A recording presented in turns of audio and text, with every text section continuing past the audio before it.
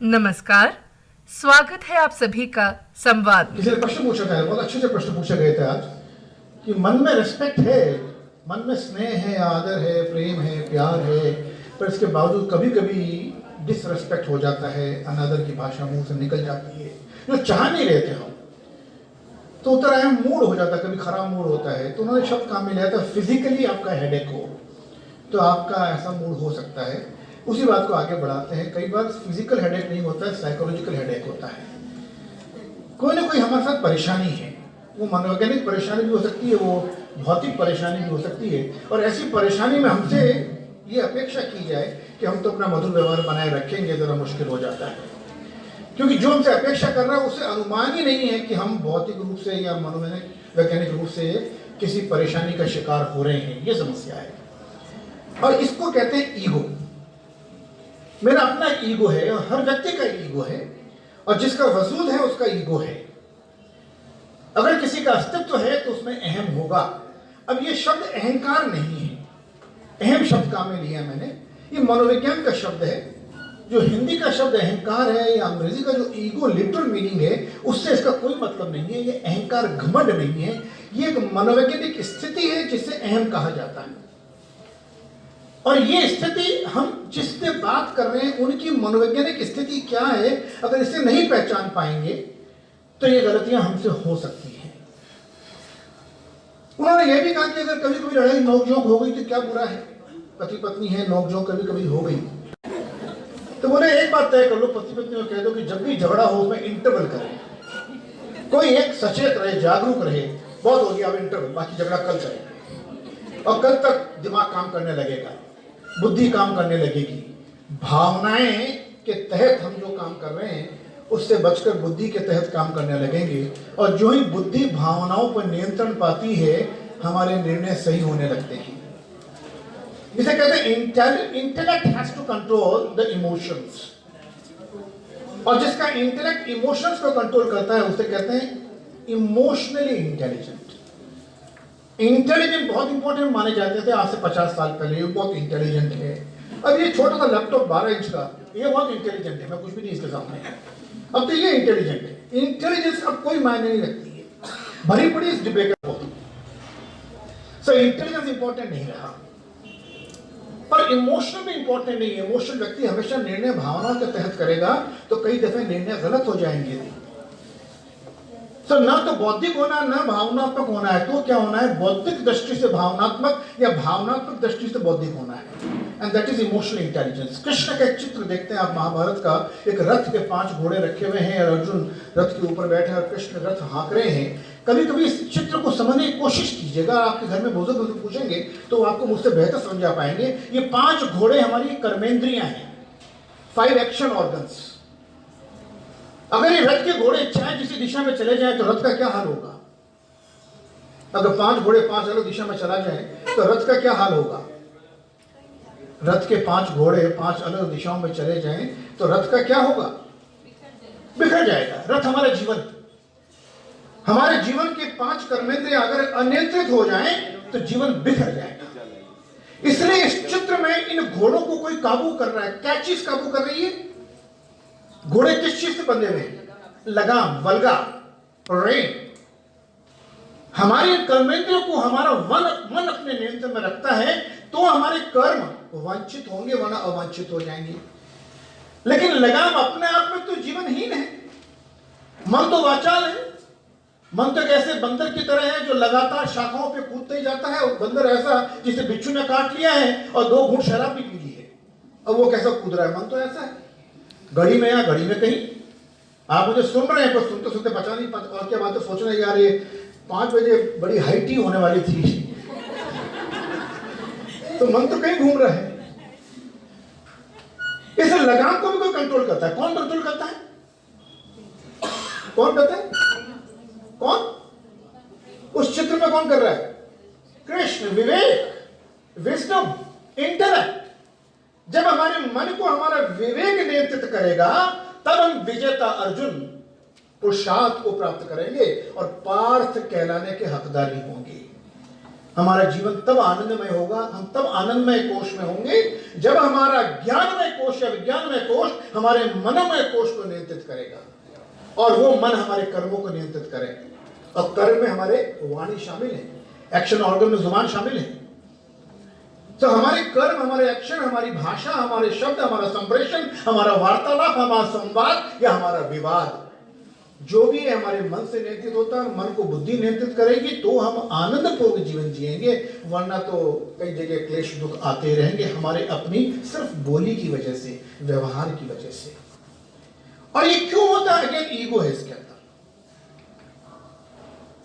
Ego बड़े मजेदार खेल खेलता है। 41-42 साल पहले मेरी सगाई हुई थी और उसके 1 साल बाद मेरी शादी हो गई, उसी लड़की से सगाई हुई थी। आज के जमाने में कहना जरूरी है कि वही है, और अभी तक वही है। मेरा ये जानता है। और 40 years I have been living happy married life। Sir madam को साथ लाते हैं ना। फिर मैं कैसे बोलता?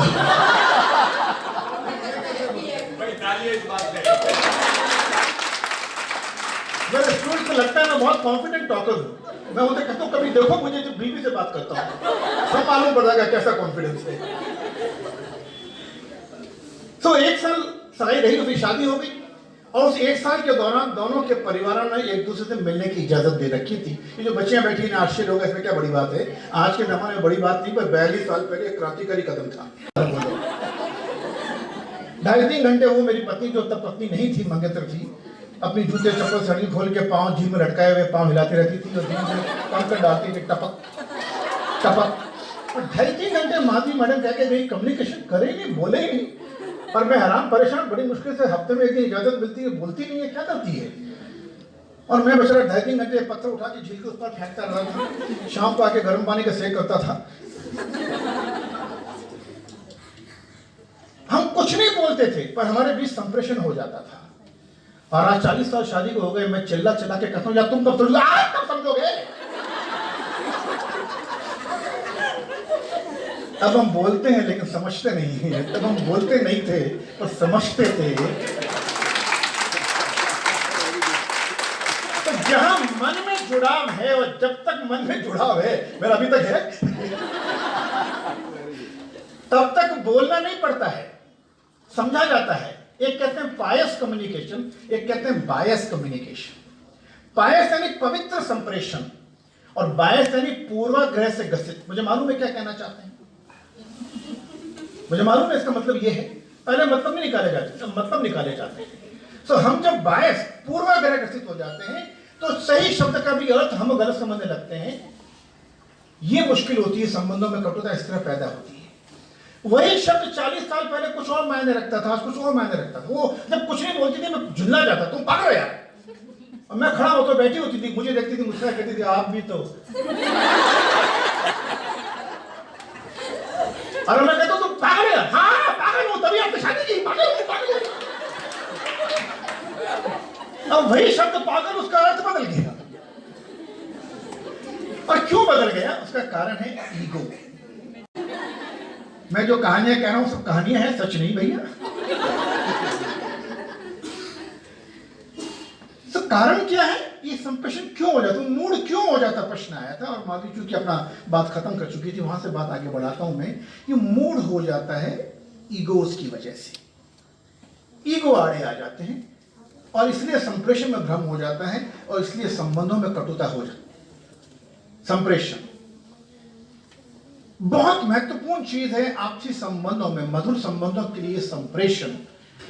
क्योंकि संप्रेषण में भ्रम संबंधों में कटुता पैदा करता है। जहां कई संबंधों में कटुता है, चाहे पति पत्नी हो, चाहे भाई बहन हो, चाहे पिता और संतान हो, चाहे एक पिछली पीढ़ी और अगली पीढ़ी हो, दादा और पोता हो, नाना और दोहता हो, चाहे बॉस या सबॉर्डिनेट हो, मालिक या नौकर हो, समस्या अगर कहीं संबंधों में कटुता है, और कटुता मतलब कोई लड़ाई हो जरूरी नहीं है, कटुता यानी जरा भी नकारात्मकता है, एक दूसरे के प्रति लेकर जरा परेशानी है, तो कहीं ना कहीं मूल में कारण है संप्रेषण में भ्रम। और वो भ्रम पैदा होता है ईगो की वजह से। अब मैं अपने विषय पर, नमस्कार। Ego management and pleasing personality. अहम प्रबंधन और मधुर व्यक्तित्व या मधुर संबंध, इस विषय पर मुझे चर्चा करनी है। चर्चा करूँ आगे बढ़ाऊं उसके पहले मैं कुछ आपसे बात करना चाहता हूँ। आप में से किसी को मेरे साथ रोल प्ले करने को कहना चाहता हूँ मैं। और रोल, ये सब क्या हो रहा है? हमारा व्यवहार हमारे ईगो से नियंत्रित होता है। जो जो रोल हमने आपके सामने किए, उसमें जो गलत काम हो रहा है, समझ रहे हैं कौन सा गलत काम हो रहा है? वो ईगो के तहत हो रहा है। और ईगो बहुत खतरनाक खेल है। बच्चा स्कूल से आया, बस्ता पटका, मम्मी मम्मी मैं खेलने जा रहा हूँ, मेरा 6B से मैच है। मम्मी कहते रहो खाना खा के जाना। नहीं मेरे इंपॉर्टेंट मैच जा रहा हूँ, नहीं खाना खा के जा। खाना लगाया, बच्चा तो गया। 2 घंटे बच्चा है, मम्मी मेरा खाना खाया। अरे कहाँ गया था तू? और मैंने कहा था खाना खा के जा। और देखो माँ को 2 सवाल कैसे पूछ रही हो, कहाँ गया था तू? और अगली सांस में कह रही है और मैंने कहा था ना खाना खा के जा। जब आपको नहीं मालूम वो कहाँ गया था तो आपने क्यों कहा था खाना खा के जा? आपको मालूम है। और बच्चा कहता कब कहा था आपने? और मैंने कहा था नहीं मेरा इंपॉर्टेंट मैच है। कब कहा था? तो तूने ये क्यों कहा था नहीं मेरा इंपॉर्टेंट मैच है? मतलब तूने माँ को सुना था, माँ ने बेटे को सुना था, बेटे ने माँ को सुना था, तो दोनों ने दूसरे को समझा नहीं। ये समस्या होती है। बोलते हैं लेकिन समझाते नहीं है, सुनते हैं लेकिन समझते नहीं है। हम लोगों के शब्दों पे चले जाते हैं, शब्दों के पीछे नियतार्थ क्या है वो समझने की कोशिश नहीं करते हैं। वो दर्द क्या है, वो तकलीफ क्या है, इसे कहते हैं सहानुभूति और समानुभूति नहीं कर पाते हैं। इसलिए हम शब्दों को ऐसे ले लेते हैं, और शब्दों को जब ऐसे कैसे लिया जाता है, उनका नियतार्थ नहीं समझा जाता है, तो अहम टकराते हैं। अभी बेटे और माँ का अहम टकराया। बेटे का अहम है क्रिकेट मैच बहुत इंपॉर्टेंट होता है, माँ का अहम है मुझे रसोई बंद करनी है, आपको नहीं छूट मैटर को थर्मास पे कही। ये माँ का अहम है, दोनों का अहम टकराया। बेटे का अहम बच्चा बाल हट बहुत बड़ा अहम होता है, और माँ का उससे बड़ा इसकी बाप की हिम्मत नहीं मेरी बात टालने की।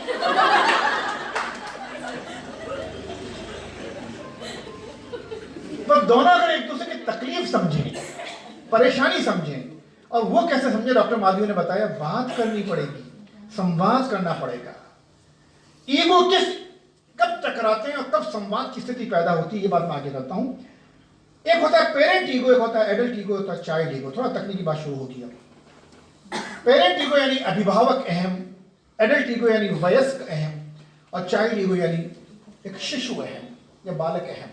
अब ये नाम यहां अभिभावक, वयस्क या बालक दिए गए हैं, पर जरा भी भ्रम में मत पड़िए कि अभिभावक का अहम अभिभावक में ही होता है और बालक का अहम बालक में ही होता है, ऐसा नहीं है। एक 90 वर्ष के बुजुर्ग में बालक का अहम हो सकता है। अभी हमने रोल प्ले किया, कोई बता सकता है किस रोल में कोई बुजुर्ग बच्चे के अहम में बात कर रहा था या काम कर रहा था? सास के रोल में। Yes, very right. जब मैं सास बना था और मिचुड़े ठोक रहा था, या दक्षा साथ में मुझे ठोक रही थी, जब मैंने कहा था उसको, तो उस वक्त ये बुजुर्ग बच्चे के अहम में बात कर रहा है। अगर मैं बहू ये समझ जाऊं कि ये मेरी सास, मेरा ससुर इस वक्त शिशु अहम में है, तो मेरा ट्रीटमेंट उसके साथ वैसा होगा जैसा किसी शिशु के साथ होना चाहिए, और ऐसा होगा तो मेरे उनके बीच में मधुर संबंध रहेंगे। और अगर मैंने उनके शब्दों को लिया, ठोकू उतारा कही तार बाप रुपये लेके पे मारा बाप रुपया है, मारो दली कमाने गयो, तो मैंने उनके शब्दों को लिया, ये मैं किसी और ईगो में बोला। मेरी बात को समझ में आ रही है? मैं बहुत शॉर्टकट में बताने की कोशिश कर रहा हूं, थोड़ा सा विस्तार देता हूं बात को। यानी मैंने क्या कहना चाहा, बुजुर्ग में शिशु अहम हो सकता है। डॉक्टर ने कहा डायबिटीज है, मिठाई मत खाओ, और रात को 11:30 बजे बुजुर्ग कमरे से निकल के चुपके से फ्रिज में जाके रसगुल्ला निकाल के खा जाओ टपक। ये किस अहम में काम कर रहे हैं? शिशु अहम में काम कर रहे हैं। और जो ही मुड़ते पीछे खड़ा उनका पोता, दादाजी क्या कर रहे हैं आप? डॉक्टर अंकल ने क्या कहा था, आपको मिठाई नहीं खानी चाहिए, मिठाई आपके लिए जहर है। ये बच्चा पिता को, दादा पे बात कह रहा है। ये किस अहम में बात कह रहा है, बता सकता है? अरे क्या बात है, कौन कौन बोले, हाथ खड़ा करें, कौन कौन बोले, जानना चाहता हूं कौन कौन बोले, अरे ठीक हो, हर ऊंचा खड़ा करो भाई, देखता रहे, इनके ताले बजाइए। बहुत बड़ी बात है, मैंने बताया नहीं अदर ईगो क्या है, पर यह तार्किक ईगो है, तार्किक बौद्धिक। ये बुद्धि से बच्चा, 4 साल का बच्चा 80 वर्ष के बुजुर्ग से कह रहा है दादाजी नानाजी क्या कर रहे हो, डॉक्टर अंकल ने मना किया आपको नहीं खाना है, वो समझा रहा है। जब हम समझा रहे होते हैं हम एडल्ट ईगो में बात कर रहे होते हैं। लेकिन जब कोई शिशु बना हुआ है तब वो एडल्ट से नहीं समझता है। एक छोटा बच्चा एक टेबल से कूदता है ऊपर से नीचे, और आप कहते हैं गिर जाएगा, चोट लग जाएगी तेरे को, कहता नहीं मैं तो ही मैन, स्पाइडरमैन, शक्तिमान, वो फिर बड़ी मेज से कूदता है, वो शिशु है। अरे बेटे तू छोटा है, 2 फुट का मेज, 4 फुट की मत कूद, वो ना 2 फुट समझता ना 4 फुट समझता है। मैं उससे एडल्ट ईगो में बात कर रहा हूं। उसके मेरे बीच में जो कम्युनिकेशन होगा वो क्रॉस कम्युनिकेशन होगा, उसके मेरे संबंध मधुर नहीं होंगे। क्यों? वो क्यों कूद रहा है और क्यों मुझे कह रहा है देखो मुझे मैं कूद रहा हूं, क्यों कर रहा है? Any guess? वो हरकत क्यों कर रहा है जी? चाइल्ड ईगो पर क्यों कर रहा है? चाइल्ड ईगो में कर रहा है, क्यों कर रहा है? धन्यवाद इस वीडियो को लाइक और चैनल को सब्सक्राइब करने के लिए। 2.5-3 घंटे वो मेरी पत्नी, जो तब पत्नी नहीं थी, मंगेतर थी, अपनी जूते चप्पल सड़ी खोल के पांव जीभ में लटकाए हुए पांव हिलाती रहती थी और जीभ में कंकर डालती थी, टपक टपक। और 2.5-3 घंटे माधवी मैडम कह के गई, कम्युनिकेशन करे ही नहीं, बोले ही नहीं। और मैं आराम परेशान, बड़ी मुश्किल से हफ्ते में एक दिन इजाजत मिलती है, बोलती नहीं है, क्या करती है? और मैं बेचारा 2.5-3 घंटे पत्थर उठा के झील के उस पर फेंकता रहा था, शाम को आके गर्म पानी का सेक करता था। हम कुछ नहीं बोलते थे पर हमारे बीच संप्रेषण हो जाता था। और आज 40 साल शादी को हो गए, मैं चिल्ला चिल्ला के कहता हूं यार तुम कब समझोगे, आज कब समझोगे? अब हम बोलते हैं लेकिन समझते नहीं हैं। तब हम बोलते नहीं थे और समझते थे। तो जहां मन में जुड़ाव है, और जब तक मन में जुड़ाव है, मेरा अभी तक है, तब तक बोलना नहीं पड़ता है, समझा जाता है। एक कहते हैं पायस कम्युनिकेशन, एक कहते हैं बायस कम्युनिकेशन। पायस यानी पवित्र संप्रेषण और बायस यानी पूर्वाग्रह से ग्रसित। मुझे मालूम है क्या कहना चाहते हैं, मुझे मालूम है इसका मतलब यह है। पहले मतलब नहीं निकाले जाते, मतलब निकाले जाते हैं। तो हम जब बायस पूर्वाग्रह ग्रसित हो जाते हैं तो सही शब्द का भी अर्थ हम गलत समझने लगते हैं। यह मुश्किल होती है, संबंधों में कटुता इस तरह पैदा होती है। वही शब्द 40 साल पहले कुछ और मायने रखता था, आज कुछ और मायने रखता था। वो जब कुछ नहीं बोलती थी मैं झुल्ला जाता, तुम पागल हो यार। और मैं खड़ा होकर बैठी होती थी, मुझे देखती थी, मुझसे कहती थी आप भी तो। और मैं कहता तुम पागल हो यार। हाँ पागल हो, तभी आपने शादी की, पागल हो, पागल हो। अब वही शब्द पागल, उसका अर्थ बदल गया। और क्यों बदल गया? उसका कारण है ईगो। मैं जो कहानियां कह रहा हूं सब कहानियां हैं, सच नहीं भैया। तो कारण क्या है? ये संप्रेषण क्यों हो जाता, मूड क्यों हो जाता, प्रश्न आया था। और माधवी चूंकि अपना बात खत्म कर चुकी थी, वहां से बात आगे बढ़ाता हूं मैं। ये मूड हो जाता है ईगोस की वजह से। ईगो आड़े आ जाते हैं और इसलिए संप्रेषण में भ्रम हो जाता है और इसलिए संबंधों में कटुता हो जाती है। संप्रेषण बहुत महत्वपूर्ण चीज है आपसी संबंधों में, मधुर संबंधों के लिए संप्रेषण। क्योंकि संप्रेषण में भ्रम संबंधों में कटुता पैदा करता है। जहां कहीं संबंधों में कटुता है, चाहे पति पत्नी हो, चाहे भाई बहन हो, चाहे पिता और संतान हो, चाहे एक पिछली पीढ़ी और अगली पीढ़ी हो, दादा और पोता हो, नाना और दोहिता हो, चाहे बॉस या सबॉर्डिनेट हो, मालिक या नौकर हो, समस्या अगर कहीं संबंधों में कटुता है, और कटुता मतलब कोई लड़ाई हो जरूरी नहीं है, कटुता यानी जरा भी नकारात्मकता है, एक दूसरे के प्रति लेकर जरा परेशानी है, तो कहीं ना कहीं मूल में कारण है संप्रेषण में भ्रम। और वो भ्रम पैदा होता है ईगो की वजह से। अब मैं अपने विषय पर, नमस्कार। Ego management and pleasing personality, अहम प्रबंधन और मधुर व्यक्तित्व या मधुर संबंध, इस विषय पर मुझे चर्चा करनी है। चर्चा करूं, आगे बढ़ाऊं उसके पहले मैं कुछ आपसे बात करना चाहता हूं। आप में से किसी को मेरे साथ रोल प्ले करने को कहना चाहता हूं मैं। और ये सब क्या हो रहा है? हमारा व्यवहार हमारे ईगो से नियंत्रित होता है। जो जो रोल हमने आपके सामने किए, उसमें जो गलत काम हो रहा है, समझ रहे हैं कौन सा गलत काम हो रहा है? वो ईगो के तहत हो रहा है। और ईगो बहुत खतरनाक खेल है। बच्चा स्कूल आया, बस्ता पटका, मम्मी मम्मी मैं खेलने जा रहा हूँ, मेरा 6-20 मैच है। मम्मी कहते रहो, खाना खा के जाना। नहीं मेरे इंपॉर्टेंट मैच जा रहा हूँ, नहीं खाना खा के जा। खाना लगाया, बच्चा तो गया। 2 घंटे बच्चा है, मम्मी मेरा खाना खाया। अरे कहाँ गया था तू? और मैंने कहा था खाना खा के जा। और देखो माँ को 2 सवाल कैसे पूछ रही हो, कहाँ गया था तू? और अगली सांस में कह रही है, और मैंने कहा था ना खाना खा के जा। जब आपको नहीं मालूम वो कहाँ गया था, तो आपने क्यों कहा था खाना खा के जा? आपको मालूम है। और बच्चा कहता कब कहा था आपने? और मैंने कहा था नहीं मेरा इंपॉर्टेंट मैच है। कब कहा था? तो तूने ये क्यों कहा था नहीं मेरा इंपॉर्टेंट मैच है? मतलब तूने माँ को सुना था, माँ ने बेटे को सुना था, बेटे ने माँ को सुना था, तो दोनों ने दूसरे को समझा नहीं। ये समस्या होती है। बोलते हैं लेकिन समझाते नहीं है, सुनते हैं लेकिन समझते नहीं है। हम लोगों के शब्दों पे चले जाते हैं, शब्दों के पीछे नियतार्थ क्या है वो समझने की कोशिश नहीं करते हैं, वो दर्द क्या है, वो तकलीफ क्या है, इसे कहते हैं सहानुभूति और समानुभूति नहीं कर पाते हैं। इसलिए हम शब्दों को ऐसे ले लेते हैं, और शब्दों को जब ऐसे कैसे लिया जाता है, उनका नियतार्थ नहीं समझा जाता है, तो अहम टकराते हैं। अभी बेटे और माँ का अहम टकराया। बेटे का अहम है क्रिकेट मैच बहुत इंपॉर्टेंट होता है, माँ का अहम है मुझे रसोई बंद करनी है, आपको नहीं छोड़ो मैटर वो थर्मास से कहीं, ये माँ का अहम है। दोनों के अहम टकराए। बेटे का अहम बच्चा बाल हट बहुत बड़ा अहम होता है, और माँ का उससे बड़ा इसकी बाप की हिम्मत नहीं मेरी बात टालने की।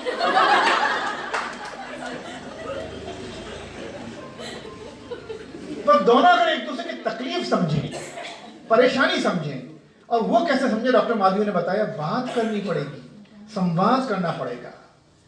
ईगो कब टकराते हैं और कब संवाद की स्थिति पैदा होती है, ये बात मैं आगे करता हूं। एक होता है पेरेंट ईगो, एक होता है एडल्ट ईगो, होता है चाइल्ड ईगो। थोड़ा तकनीकी बात शुरू होगी अब। पेरेंट ईगो यानी अभिभावक अहम, एडल्ट ईगो यानी वयस्क अहम, और चाइल्ड ईगो यानी एक शिशु अहम या बालक अहम। अब ये नाम यहां अभिभावक, वयस्क या बालक दिए गए हैं, पर जरा भी भ्रम में मत पड़िए कि अभिभावक का अहम अभिभावक में ही होता है और बालक का अहम बालक में ही होता है, ऐसा नहीं है। एक 90 वर्ष के बुजुर्ग में बालक का अहम हो सकता है। अभी हमने रोल प्ले किया, कोई बता सकता है किस रोल में कोई बुजुर्ग बच्चे के अहम में बात कर रहा था या काम कर रहा था? सास के रोल में। Yes, very right. जब मैं सास बना था और मिचुड़े ठोक रहा था, या दक्षा साथ में मुझे ठोक रही थी जब मैंने कहा था उसको, तो उस वक्त ये बुजुर्ग बच्चे के अहम में बात कर रहा है। अगर मैं बहू ये समझ जाऊं कि ये मेरी सास या मेरा ससुर इस वक्त शिशु अहम में है, तो मेरा ट्रीटमेंट उसके साथ वैसा होगा जैसा किसी शिशु के साथ होना चाहिए, और ऐसा होगा तो मेरे उनके बीच में मधुर संबंध रहेंगे। और अगर मैंने उनके शब्दों को लिया, ठोकू उधारा कही तार बाप रुपये लेके पे हमारा बाप रुपया है, हमारा दरी कमाने गयो, तो मैंने उनके शब्दों को लिया, ये मैं किसी और ईगो में बोला। मेरी बात को समझ में आ रही है? मैं बहुत शॉर्टकट में बताने की कोशिश कर रहा हूं, थोड़ा सा विस्तार देता हूं बात को। यानी मैंने क्या कहना चाहा, बुजुर्ग में शिशु अहम हो सकता है। डॉक्टर ने कहा डायबिटीज है, मिठाई मत खाओ, और रात को 11:30 बजे बुजुर्ग कमरे से निकल के चुपके से फ्रिज में जाके रसगुल्ला निकाल के खा जाओ टपक। ये किस अहम में काम कर रहे हैं? शिशु अहम में काम कर रहे हैं। और जो ही मुड़ते पीछे खड़ा उनका पोता, दादाजी क्या कर रहे हैं आप? डॉक्टर अंकल ने क्या कहा था, आपको मिठाई नहीं खानी चाहिए, मिठाई आपके लिए जहर है। ये बच्चा पिता दादा पे बात कह रहा है, ये किस अहम में बात कह रहा है, बता सकता है?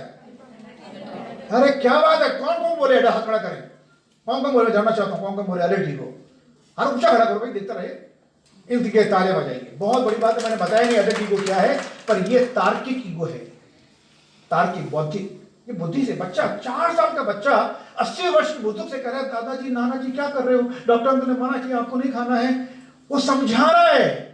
जब हम समझा रहे होते हैं हम एडल्ट ईगो में बात कर रहे होते हैं। लेकिन जब कोई शिशु बना हुआ है तब वो एडल्ट से नहीं समझता है। एक छोटा बच्चा एक टेबल से कूदता है ऊपर से नीचे, और आप कहते हैं गिर जाएगा, चोट लग जाएगी तेरे को, कहता नहीं मैं तो ही मैन, स्पाइडरमैन, शक्तिमान, वो फिर बड़ी मेज से कूदता है, वो शिशु है।